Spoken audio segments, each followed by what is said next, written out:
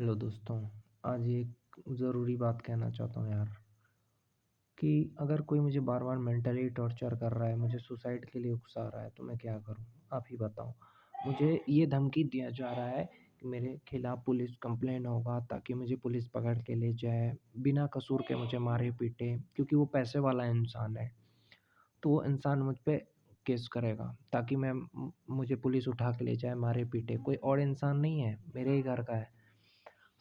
और उसने इतना भी कहा कि अगर मेरा नाम लोगे ना तो भाई साइबर क्राइम हो जाएगा। तू मेरे को जान से मारने की धमकी दे रहा है। तू मुझे मतलब इतना प्रेशर कर रहा है मेंटली कि जिससे कि मैं सुसाइड कर लूँ, ऐसा वो मेरे को इतना ज़्यादा मेंटली टॉर्चर कर रहा है अपनी बातों से।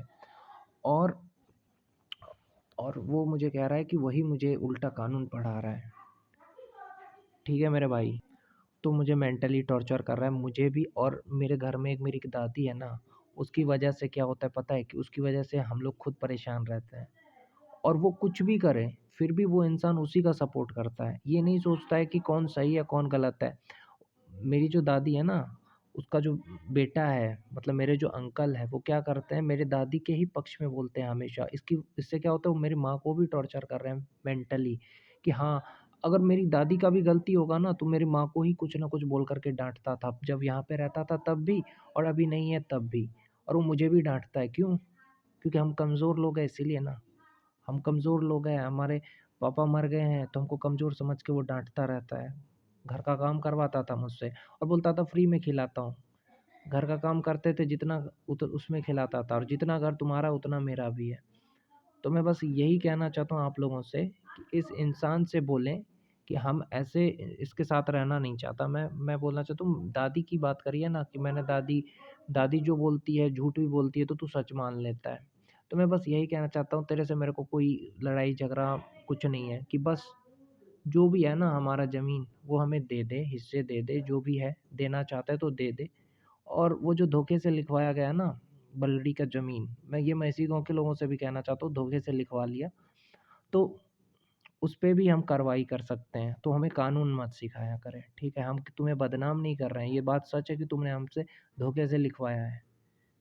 और दूसरी चीज़, तुम हमारा सारा ज़मीन ले लोगे और तुम हमें मार भी सकते हो। तुम्हारा कोई भरोसा नहीं, कल के डेट में तुम हमें ज़हर खिला के मार दो, या तुम हमारा हाथ-पैर तुड़वाने की कोशिश करो, किसी गुंडे से मार खिलाने की कोशिश करो, पुलिस में झूठा कंप्लेन करके हमको अरेस्ट करवाने की कोशिश करो, तुम कुछ भी कर सकते हो। इसलिए मैं ये वीडियो आज बना के दे रहा हूँ कि अगर मुझे कुछ भी होता है भाई, या तो मुझे पुलिस से ये पिटवा देगा क्योंकि पैसा वाला इंसान है, या तो ये मुझे हाथ-पैर तुड़वा देगा, या तो ये मुझे सुसाइड करने के लिए मजबूर कर देगा मुझे कुछ ना कुछ बोल कर के। तो इसीलिए मैं ये बोलना चाहता हूँ कि इस वीडियो को इतना शेयर करो ना भाई, ताकि ये इंसान को इसकी हैसियत पता चले कि ये सोच रहा है कि पैसे के दम पे ये कुछ भी कर सकता है। तो मैं सबसे यही रिक्वेस्ट करना चाहता हूँ कि इस इंसान को बताओ यार कि पैसा ही कुछ नहीं होता, और भगवान तेरा इंसाफ करेगा, ठीक है?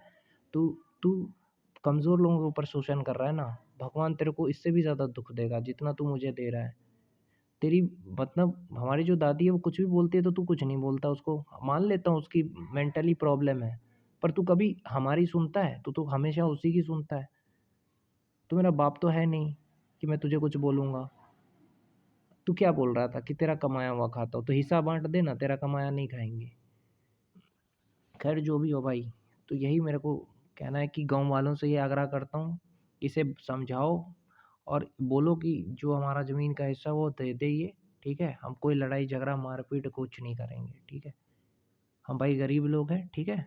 जितना तुम्हारा गुलामी करना था, कुत्ता बन के जीना था, जी लिए।